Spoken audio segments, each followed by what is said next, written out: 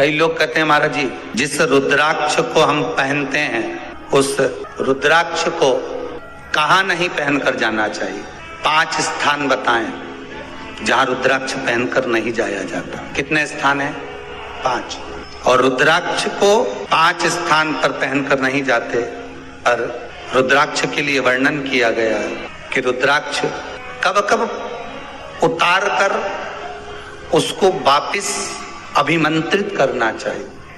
5 जगह पहनकर नहीं जाना चाहिए और रुद्राक्ष को अभिमंत्रित करना मतलब सीधा अमावस्या के दिन, पूर्णिमा के दिन, शिवरात्रि के दिन, श्रावण महीने के सोमवार को, प्रदोष के दिन, ये दिन आपके शरीर में जहां पर भी रुद्राक्ष है, आपके गले में अगर आप रुद्राक्ष पहने हो, आपके हस्त कमल में आप रुद्राक्ष पहने हो, आपने अपने पास में कहीं रुद्राक्ष रख रखा है, तो उस रुद्राक्ष को अमावस्या, पूर्णिमा, शिवरात्रि या श्रावण का सोमवार या प्रदोष आदि, इस दिन उस रुद्राक्ष को एक बार दूध में धोने के बाद उसमें थोड़ा सा सरसों का तेल अवश्य लगाना चाहिए।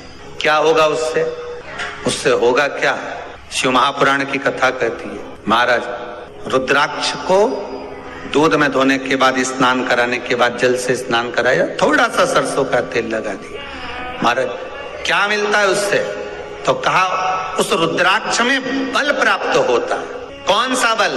जो शरीर के अंदर बीमारियां बढ़ती हैं, उस बीमारी को वो रुद्राक्ष धीरे धीरे समाप्त करना प्रारंभ कर देता है। पर एक और चीज याद रखना, जिस रुद्राक्ष के पानी को आप बीमारी के समय पर गलाकर पीते हो, उसमें सरसों का तेल नहीं लगाना। उसमें सरसों का तेल नहीं लगाना। उसको तो आप केवल स्नान कराओ दूध से, जल से, और फिर उसको गला दीजिए, उसका पानी आप पीना चालू कर दीजिए। जिसको बड़ी बीमारी होती है उसके लिए कल कथा में वर्णन किया रुद्राक्ष के जल। रुद्राक्ष का जल पिया जाता है शरीर के अंदर से रोग को, बीमारी को हटाने के, रोग बीमारी को समाप्त करने। तब 5 स्थान बता दिए, 5 जगह बता दी, 5 स्थान निश्चित कर दिए जहां पर रुद्राक्ष को पहनकर नहीं जाना। पहला, किसी की मृत्यु वाली जगह पर। दूसरा, जहां पर बच्चे का जन्म हुआ, मृत्यु आदि जगह पर सूतक लगती है, जहां बच्चे का जन्म लगता है वहां सावड़ लगती है। मतलब जीव जाने के बाद दुख का सूतक होता है, और बच्चा जब जन्म लेता है तो सुख की सावड़ रहती है। सुख की 2 स्थान। तृतीय स्थान, तीसरा स्थान दिया जहां पर वैश्यावृत्ति होती हो या महाराज मदिरा का पान होता हो, उस स्थान पर रुद्राक्ष को नहीं ले जाया जाता। चौथा स्थान रुद्राक्ष के लिए कहा गया, जिस स्थान पर आपको ज्ञात नहीं है और आपको लगता है कि ये स्थान अज्ञात है, यहाँ पर कई जगह पर कुछ जीवों की हत्या हुई है या किसी जीव को नष्ट किया गया है, उस स्थान पर रुद्राक्ष को नहीं ले जाना चाहिए। 5वां, महाराज आपके रुद्राक्ष का जहां अपमान हो रहा है, अपमान से समझ में आ रही है ना आपको बात? एक आय को ढोंग प्रपंच में पढ़ा है, कौन ने कहा इतने रुद्राक्ष धारण कर ले? कौन ने कहा है? क्यों ढोंग प्रपंच में पढ़ा है?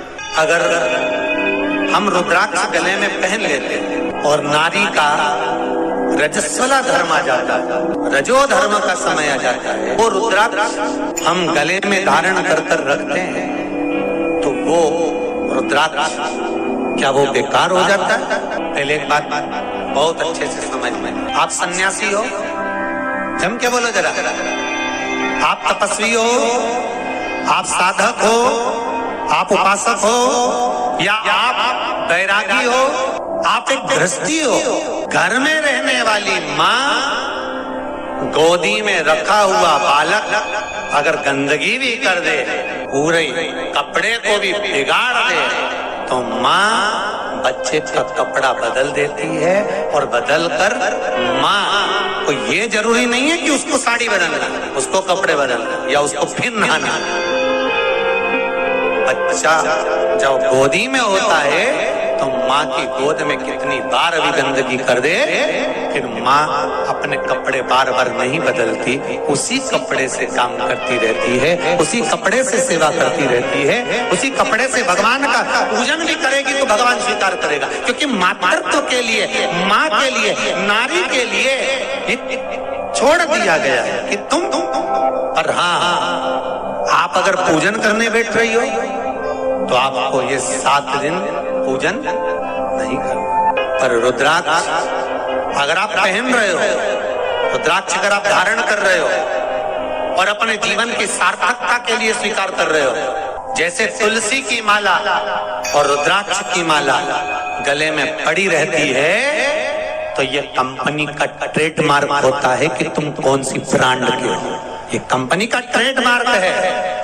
तुलसी की माला पहनकर प्राण छूट गए तो वैकुंठ चले गए, और रुद्राक्ष की माला पहनकर प्राण छूट गए तो कैलाश धाम चले गए। ये कंपनी का ट्रेडमार्क। छोटे रुद्राक्ष की माला, छोटा जो रुद्राक्ष होता है उसकी माला, कैंसर का जो मरीज होता है, अगर वो फर्स्ट स्टेज का कैंसर भी है, छोटे रुद्राक्ष अगर अच्छे हैं, 3 मुखी से लेकर 5 मुखी, 7 मुखी, 9 मुखी, 11 मुखी छोटा रुद्राक्ष मिल जाए, उसकी माला अगर पानी में डाल दी जाए और उस पानी को वो मन का ही डाल दो, उसी का पानी थोड़ा थोड़ा कैंसर के मरीज को सुबह दोपहर शाम श्री शिवाय नमस्तुभ्यम का जाप कर कर, पंचाक्षर ओम नमः शिवाय का जाप कर कर, शंकर शिव का नाम लेकर, महाकाल बाबा का नाम लेकर, विश्वेश्वर विश्वनाथ का नाम लेकर, केदारेश्वर का नाम लेकर, 12 ज्योतिर्लिंग का स्मरण कर कर अगर वो आचमन करना प्रारंभ कर दे तो कैंसर रोग में भी आराम मिलना प्रारंभ हो। केवल आचमन ही नहीं करना है,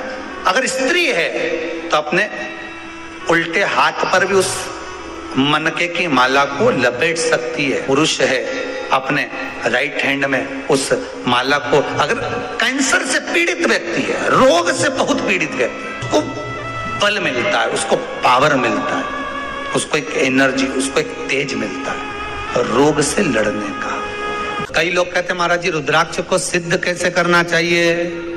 तो शिव महापुराण में एक ही उपाय लिखा है, 108 बेलपत्र पर शंकर का नाम लिखकर समर्पित कर दो, या लाल चंदन चढ़ाकर समर्पित कर दो रुद्राक्ष के ऊपर, या उस रुद्राक्ष को आप अभिषेक में समर्पित कर, या उस रुद्राक्ष को सरसों के तेल में रखकर उसको फिर समर्पित शिव जी को कर। रुद्राक्ष को निकाला, शंकर जी के ऊपर रखा, शिव जी के चरणों में रखा, अभिषेक किया, उसको धारण किया। सिद्ध कैसे करना है?